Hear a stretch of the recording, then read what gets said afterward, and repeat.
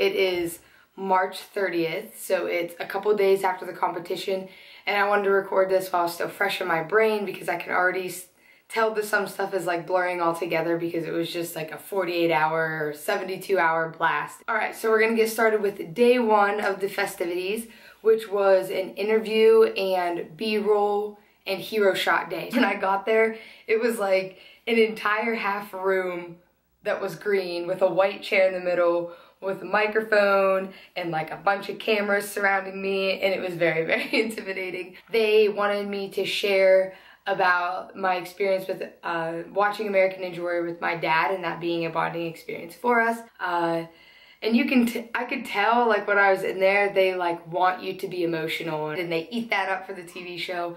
But at the very end, I did end up like breaking down a little bit just because they ask you questions that do that to you. Like, that's not fair. After that, I had to go do hero shots, and hero shots are just like a video picture. I had to like stand in front of the camera and like cross my arms and stare into the camera lens like for like 15 seconds. It was so hard, and I had to do that several times. Then after that, like for me, I did gymnastics, and it's like they do things that are part of your background for that. So for me, they had me stand in front of this huge cathedral and do back tucks. By that time, Danielle and Braden were there, and she actually got some like behind the scenes footage of that, so I will insert that.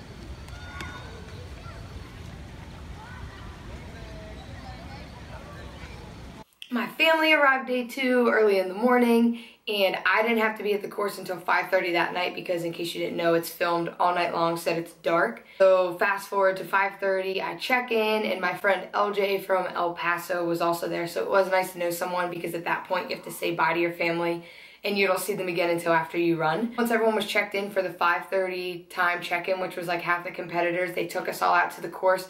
They showed us the course, told us what we can and cannot do. At that point, we did the rolls, we went back into the holding area, and it was just like, you just gotta wait. Which I knew I wouldn't go until like 12:30 or 1 a.m. I had thought.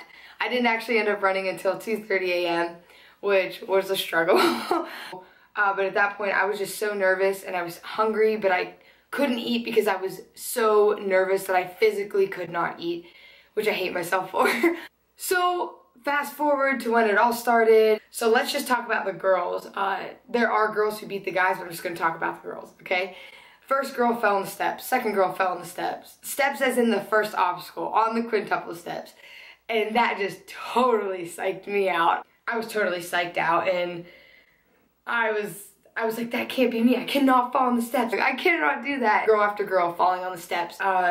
3 girls made it past the second obstacle. Then I found out that I wouldn't be going until after lunch. I guess the crew gets a lunch around 1 a.m. and I had started warming up at like 12:30, and so I was a little disappointed that I started warming up and was feeling like in the zone and ready to go, and then they were like, oh, you have like at least another hour and a half to 2 hours to wait, and I was like,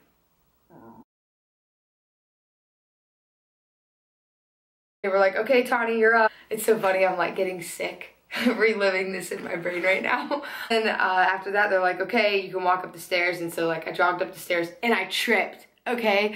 All the Celebrity Ninjas are over here, and I like tripped going up the stairs. And they all started laughing. I'm laughing. I'm like, I would do that. Like, really, this girl was like not agile at all. She just tripped going up the stairs. Oh well. It was funny. It actually like lightened the mood a little bit until I stepped up to the red starting line. And whenever I stepped up to that line, that's when everything becomes a blur. I remember like I stepped up, I'm standing behind the line, and you're looking at this guy who's beside one of the cameras, and he's going like this, meaning wait, and then he starts going 4, 3, 2, 1, go. And that's when you're free to go. You can still take your time. You don't have to start right away, but like that's how it works. So I'm just staring at him. He does the countdown, and then I'm like, okay, it's go time. The adrenaline rush mixed with tiredness and hunger and just straight up exhaustion and nervousness was the perfect combination for me to be dizzy. I looked at that first step and it wouldn't stop moving, and I'm just like I can still see it in my brain. I wish I could show you all exactly what I was seeing, and it's moving.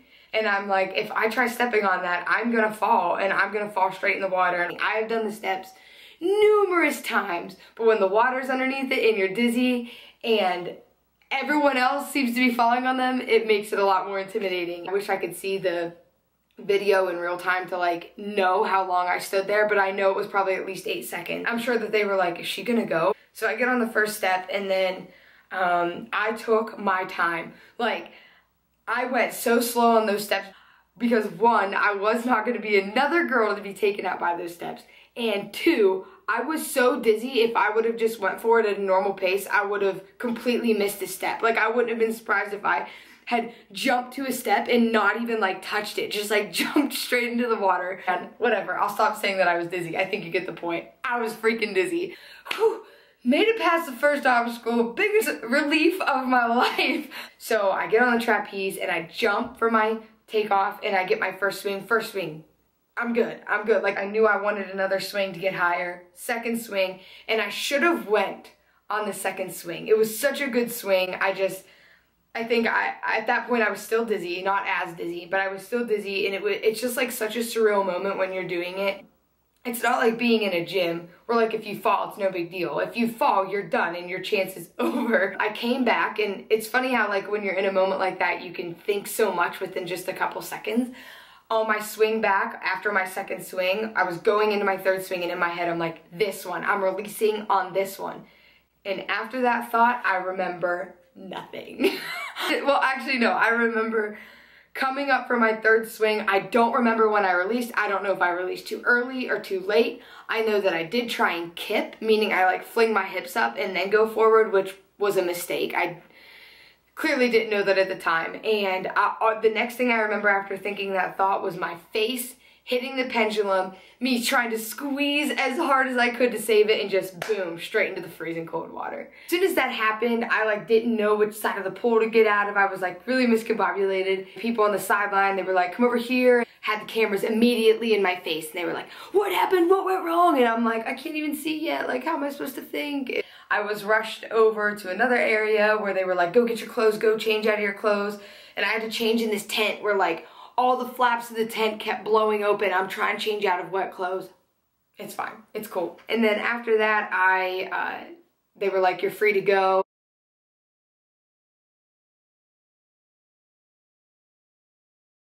I want revenge, right? The next day it was time to test, and like I really wanted to spend time with my family and do stuff, but like I was just like not content that I didn't complete the pendulum because I knew that I could. But the next day I showed up to testing, and they were like, okay, we're gonna test the finals version of the pendulum. It's called TikTok. I've been saying pendulum. It's called TikTok. And so the finals version, there's no cargo net, which makes it a little bit more difficult. And so if I can do this version, I could have done the night before, right? And they're like, do you want to test? And I'm like, yes, I want to test. And the ATS guys, the guys who build the obstacles, they were like, she wants redemption. I'm like, I do want redemption. So I got up on the platform. I was the second person to test it, which made me a little nervous. I hadn't warmed up. I didn't want to like not do it and then be even more mad at myself, like, oh, you're right, like I couldn't have done it. But then I was just like, no, let's do this. And I actually have this on video, so I will insert the clip. Nice. There you go. Yeah, no hesitation. Oh wait, what am I doing with this? Oh! I thought she was about to, she's gotta go. There you go! You gotta go on the next one. Go! Yes! All right, done! I did it no problem. I got to the pendulum on, I think it was my third or fourth swing, jumped from the pendulum onto the platform, which was the ugliest jump ever. Go! Yeah! But does that matter? No.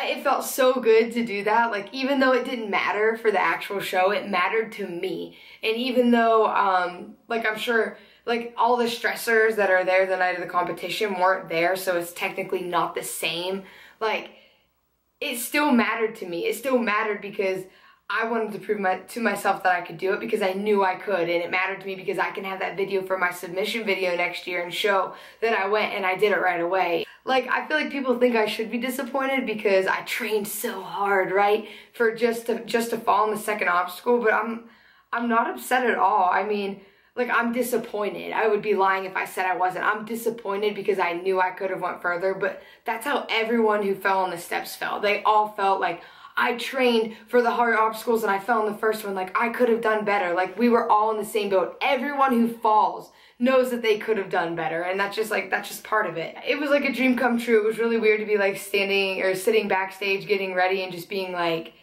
oh, this is what the behind the scenes of American Ninja Warrior is like. It's something that I've been watching since I was 15 and I've always wanted to try was a reality for me. And the fact that my family was there was even more amazing because like, I had a support system even though I moved away from home, and like, I was so thankful that they were willing to spend the money to fly down and to be there for me. And at this point, you know how I did, you know how it all went. It was amazing, and it wasn't amazing and unforgettable because I was amazing and unforgettable, but it was just because I got to live out an experience that has just been at the top of my goal list for a very long time. And I'm really glad that last year I started taking my training more seriously, and I got to train on obstacles a little bit, and that the producer saw something in me that maybe I didn't see in myself. So if you stuck through with this video, thank you so much for listening to me talk. I know I rambled a bit. This will also be a keepsake for myself, but I just thought it would be a good way for those of you who weren't there and had to wait the 2.5 months until June to hear all about it, that you would appreciate hearing like the fresh story of what actually happened. This is only the beginning. I am just getting started, and I'm already hoping for that callback for season 10, because if it comes, I will be ready